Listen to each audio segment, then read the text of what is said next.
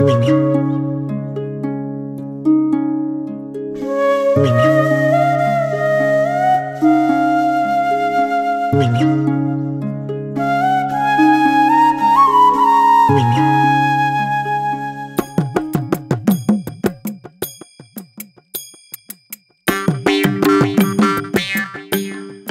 গো গণেশ ভাই,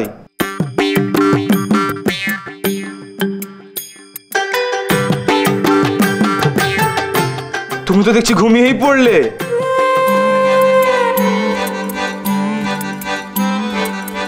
ব্যায়াম করার সময় তেমন করতে নেই। এ কি গণেশ দাদা, তুমি এর মধ্যেই ঘুমিয়ে পড়েছো? এই তো সবে ব্যায়াম শুরু হলো, এখনো কত ব্যায়াম বাকি। সত্যি গণেশ, তুই পারিস বটে। হ্যাঁ, কি কুঁড়ে রে তুই, এখনো ঘুম কাটলো না?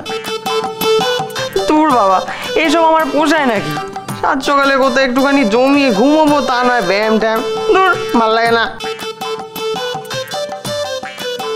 আরে বাবা, ভালো না লাগলে তো হবে না, ভালো লাগতে হবে। শরীর এবং স্বাস্থ্যকে ঠিক রাখতে হলে প্রতিদিন ব্যায়াম করতে হবে, বুঝলে? চলো এবার আমরা সবাই মিলে উঠবোস করবো, বুঝলে? চলো ওঠো, ওঠো ওঠো ওঠো ওঠো। এখন আবার উঠবোস কেন বাবু? আমি তো সেই শেষবারের মতো নবদাদার পাঠশালায় পড়ার সময় করেছিলাম, এখন আবার। এত বেশি কথা নয়, ব্যায়াম করার সময় বেশি কথা বলতে নেই। সবাই মনোসংযোগ করো, বুঝলে? চলো শুরু করি। এক,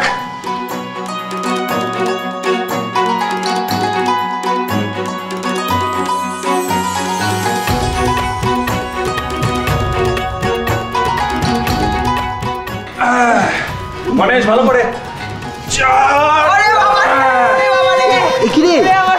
আমার পা কোমর সব গেল।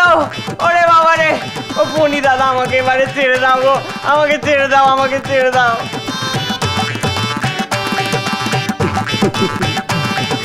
শুয়ে বসে থেকে থেকে তো সারা শরীরে একদম জং ধরে গেছে, এবার এইসব করে জং ছাড়া। গণেশ ভাই দেখো, সবাই একবারে উত্তেজনায় ফুটছে, আর সেখানে তুমি নেতিয়ে পড়েছো কেন? চলো তো কিছু উত্তেজনা দেখাও একটু। চলো চলো, ওঠো ওঠো। গণেশ দাদার উত্তেজনা থাকবে কি করে? গণেশ দাদার বউ নেই তো, তাই গণেশ দাদার উত্তেজনাও নেই। হ্যাঁ, আর ওদিকে দেখ নরেনটাকে কত করে ডাকলাম, উঠলই না, নাক ডেকে ঘুমাচ্ছে। নরেন দাদার কথা আর বলো না তো, আই বুড়ো কার্তিক একখানা। বউ থাকা আর না থাকার মর্ম সে বুঝবে নাকি?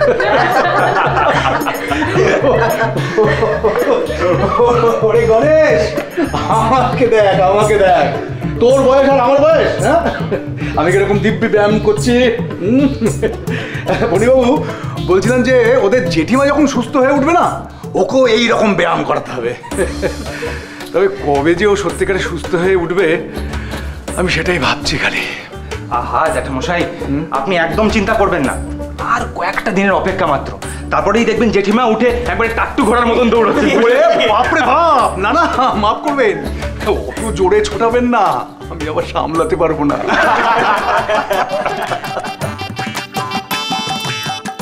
কি রে গণেশ, ওঠ। আচ্ছা, তোর বউ না ফেরা অব্দি কি তুই এভাবেই ফাঁকি দিয়ে যাবি? উঠ। শোনো হে জ্যেষ্ঠ ভগিনী, গণেশ কবু ডরায় না ব্যায়ামে। আজ আমার পত্নী আমার সঙ্গে নাই, তাই এহেন ম্রিয়মান। তাহলে যা আগে বউকে বাপের বাড়ি থেকে নিয়ে আয়, না হলে দেখ তোর ব্যায়াম কেন, খিদে ঘুম কিচ্ছুটি পাবে না। কি জ্বালা, আমি কি তাকে আসতে বারণ করেছি নাকি? অনু দিদির জন্য তোমার মনটা যখন এতটাই উতলা হয়ে আছে, তখন তাকে নিয়েই এসো না। ও তো দূর, আমাকে ঠেঙিয়ে যেতে হবে। কত দূর তুমি জানো? বারে, তুই যদি বৌমাকে আনতে না যাস, সে মনে দুঃখ পাবে না? সে তো ভাবতেই পারে তুই তাকে ভুলে গেছিস, তাই তুই আনতে যাসনি। হ্যাঁ, এই ব্যাপারটা কিন্তু আমাদের নবর থেকে ভালো আর কেউ জানে না। কিরে নব, তাই তো? কি তাই তো? তো জানি যেন আমার মান ভাঙাতে এখন খুব সবার সামনে দাম কেনা হচ্ছে, বড় খোকা একটা। কিছু বললে কপাল? কই না তো। সত্যি? আমার যেন মনে হলো তুমি কিছু।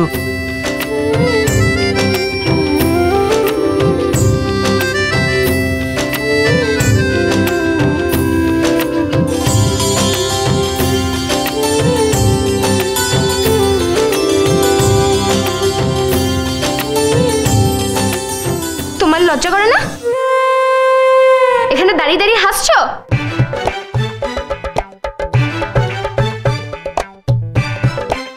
তুমি কেন, খুব অবাক হচ্ছ না? কি ভেবেছিলে আমি আর কোনোদিন ফিরবো না? ঘাট থেকে বোঝা নামলো? হে বাবা, তুমি আমার বোঝা কেন হবে? তুমি তো তুলোর মতো হালকা গুণ, তাই তো আমি তোমায় সারাক্ষণ আমার মাথায় করে রাখি। থাক, আর আদিক্ষেতা দেখাতে হবে না, মাথায় নিয়ে থাকে।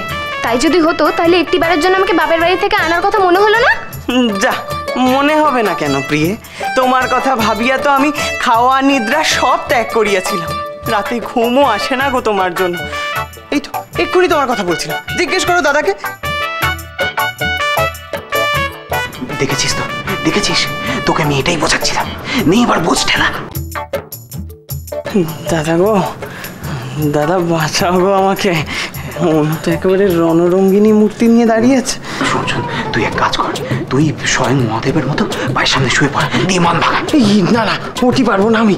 ওর ওই চেহারায় যদি আমার বুকের ওপর চেপে বসে আমার প্রাণবায়ু না তৎক্ষণাৎ পড়ুত। তাহলে শোন, শ্রীকৃষ্ণের মতো শ্রীরাধিকার পা ধরে বল, দিয়ে যে পদপল্লব মুদারাম। আরে কিছু একটা কর, নাহলে তো আগ্নেয়গিরি থেকে লাভা স্রোত বেরোবে এক্ষুনি। আরে যা যা, এক্ষুনি যা। ইস, ভাইকে জ্ঞান দেওয়া হচ্ছে না, নিজের বেলায় তো একটা হাঁদা হয়ে থাকে। গণেশ দাদা, তুমি ভয় পেও না, বীর দর্পে এগিয়ে যাও।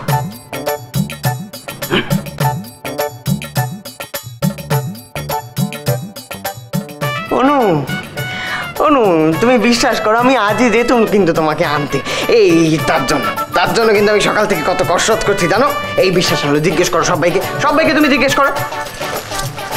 কেন, আমি বাঘ না ভাল্লুক যে আমাকে আনার জন্য তোমাকে কসরত করতে হতো? দেখো দেখি, আমি আমি আমার বউকে বোঝাই কি করে এখন? আমি বলি কি, মান অভিমানের সময়টুকু তোলা থাকুক না বোন। এখন এসো, আমরা সবাই মিলে শরীর চর্চা করছি, তুমিও এসো। আপনি? ইনি হচ্ছেন আমাদের বাড়ির নতুন অতিথি, বৈদ্য ফণীভূষণ আচার্য। বৈদ্য? কেন, বাড়িতে কারো কিছু হয়েছে নাকি? সেই কথাই তো আমি তোমায় বলছিলাম, জেঠিমার খুব শরীর খারাপ, তার উপর তুমি আমার বাড়িতে নেই। আমি যে কি চিন্তায় পড়েছি সে আমিই জানি। গেল যা, অসুখ জেঠিমার, আর তোমার চিন্তা হচ্ছিল আমাকে নিয়ে। কি হয়েছে জেঠিমার? সে দীর্ঘ বৃত্তান্ত পরে শুনো, তবে এতটুকু বলছি যে উনি এখন সুস্থ আছেন, ভালো আছেন। তুমি আর দেরি করো না, এসো এসো।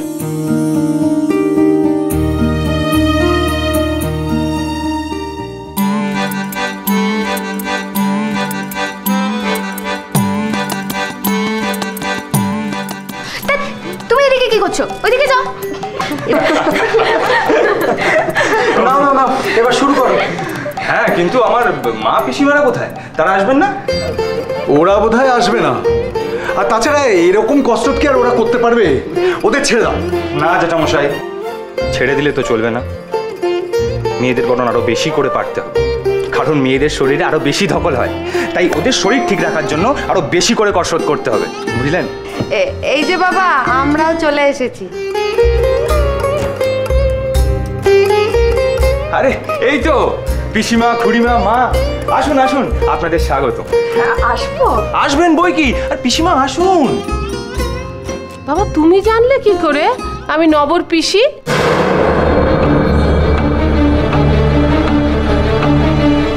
পিসিমা, ফণী দাদা এসে সবার সম্পর্কে সব কিছু জেনে নিয়েছে।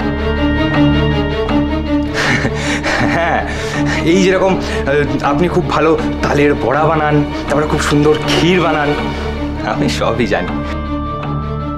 তা বেশ বেশ, হবে কোন একদিন। কিন্তু শুধু শুকনো মুখে এত কথা শুনলে তো পেট ভরবে না, খাওয়াতে হবে। আপনি জানেন প্রত্যেকদিন সকালবেলা উঠে আমি এত যোগ ব্যায়াম কেন করি? যাতে সারাদিন আমি পেট পুড়ে খেতে পারি। আচ্ছা আচ্ছা বাবা, সে হবে এখন। আমি তোমাকে নিজের হাতে বানিয়ে খাওয়াবো, তালের বড়া, ক্ষীর, এই সব কিছু তোমায় খাওয়াবো। আসলে বাবা, কাল আমার ব্রত ছিল তো, তাই ঘর থেকে বেরোইনি। যদিও আমি শুনেছি যে বাড়িতে নতুন অতিথি এসছে। আমি সে ব্রত নিয়ম মানি না, যে নিয়ম মায়ের থেকে ছেলেকে সরিয়ে রাখে।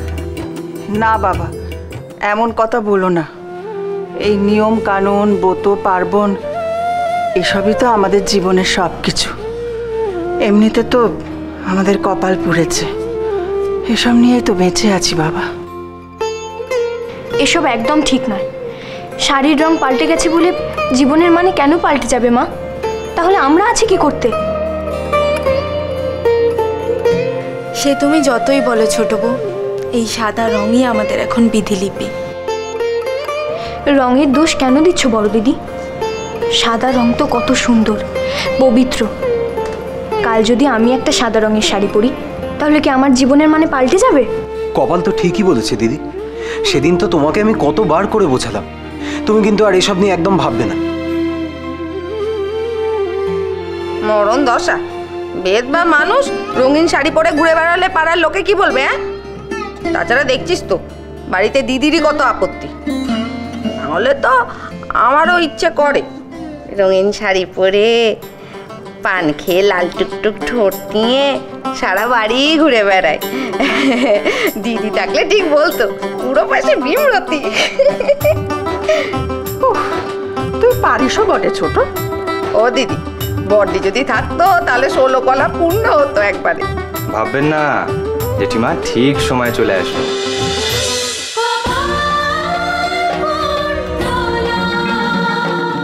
স্টার জলসার প্রিয় শো দেখার জন্য সাবস্ক্রাইব করুন আমাদের ইউটিউব চ্যানেলে এবং আপডেটেড থাকার জন্য প্রেস করুন বেল আইকন। চলো চলো চলো চলো পাল্টাই।